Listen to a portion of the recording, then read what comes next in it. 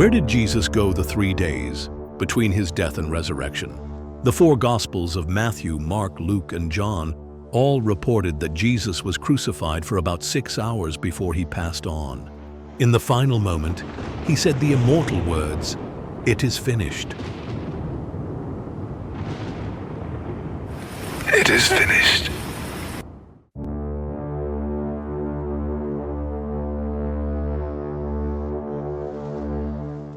As recorded in John 19 verse 30, he then bowed his head and surrendered his spirit.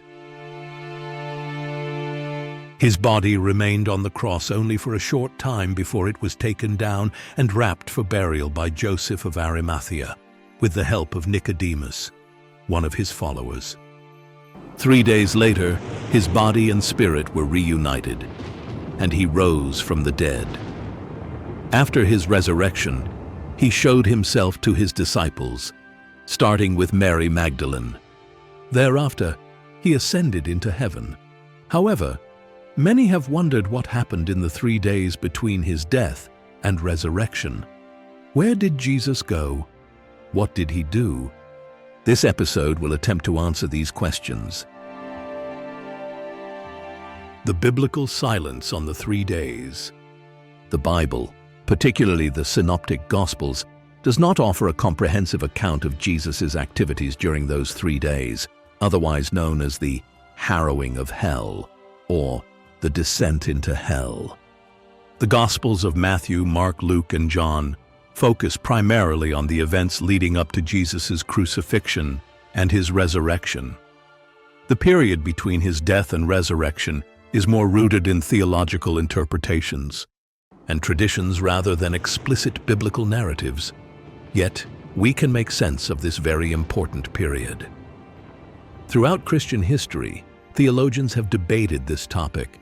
Some early church fathers, such as Ignatius of Antioch, Polycarp, and later Augustine and Thomas Aquinas, provided different insights into the possible location and activity of Jesus during these 3 days.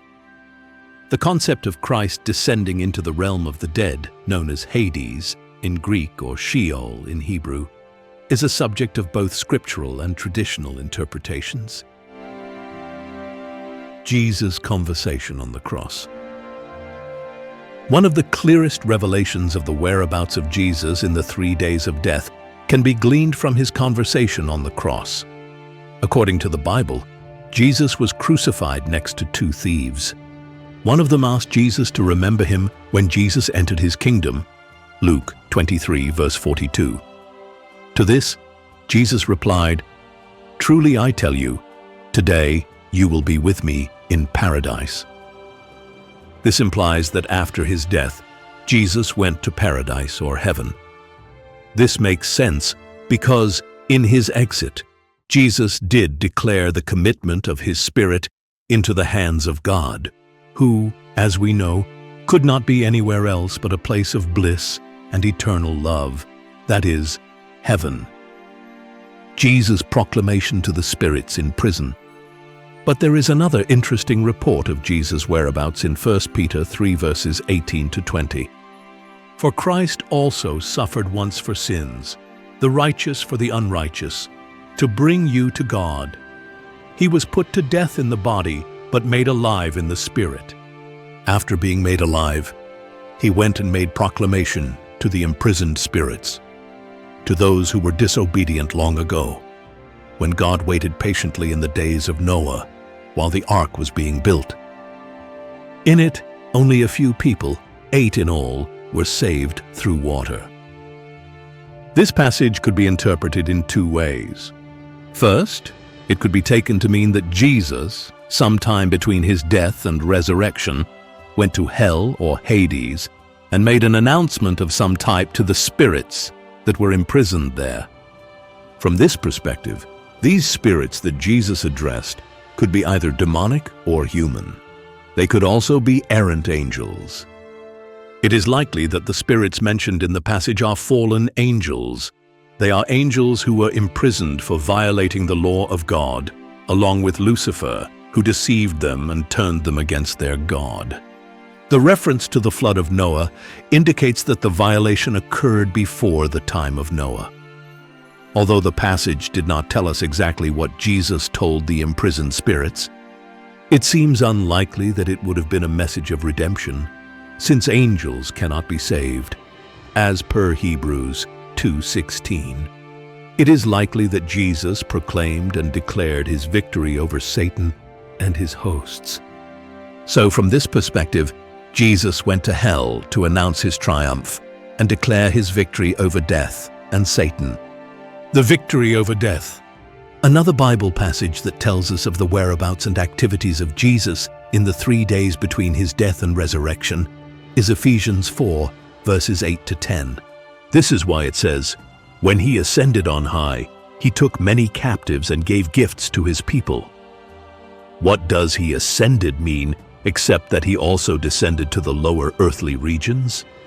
He who descended is the very one who ascended higher than all the heavens in order to fill the whole universe. As Paul wrote, referencing Psalm 68 verse 18, when Jesus ascended on high, he took many captives. This is interpreted to mean that Jesus, after securing their salvation on the cross, gathered all the redeemed who were in paradise and took them to their permanent dwelling in heaven. These were people like Abraham, David, Joshua, Daniel, Lazarus, the thief on the cross, and everyone else who had previously been justified by faith and led them from Hades, that is, the dwelling place of the dead, to their new spiritual home. Another way to interpret Ephesians 4 is that in the 3 days between death and resurrection, Jesus defeated and caged our spiritual enemies, that is, the devil, death, and the curse of sin. He then ascended on high, that is, returned to heaven victoriously as God. This perspective is also founded in Matthew 12:40, which says, "For as Jonah was 3 days and 3 nights in the belly of a huge fish, so the Son of Man will be 3 days and 3 nights in the heart of the earth."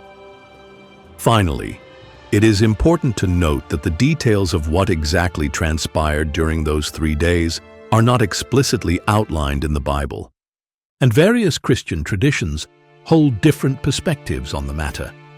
Yet we do have Jesus' own words on the matter. He said, "Today you will be with me in paradise." This gives us the confidence to say that he went to paradise after proclaiming his victory over death and completing his work of redemption. Thank you for watching. Let me know what you think in the comments section. Please support us by subscribing to this channel and by liking and sharing this video. God bless you.